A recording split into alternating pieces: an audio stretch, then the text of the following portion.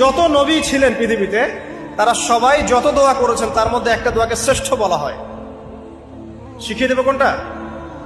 সেটা হলো লা ইলাহা ইল্লাল্লাহ ওয়াহদাহু লা শারীকা লাহ লাহুল মুলক ওয়া লাহুল হামদ ওয়া হুয়া আলা কুল্লি শাইইন কাদির। এই দোয়াটা দিনে যে ব্যক্তি 100 বার পড়বে, দিনে যে ব্যক্তি 100 বার পড়বে, ওই দিন আল্লাহর লিস্টে ওই ব্যক্তি ছাড়া বেশি আমলকারী কেউ হতে পারবে না।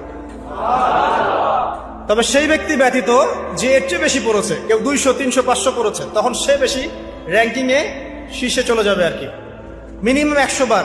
আরো ফজিলত হচ্ছে 100 বার যদি আপনি পড়েন, ওই দিন শয়তান আপনাকে স্পর্শ করতে পারবেন ইনশাআল্লাহ।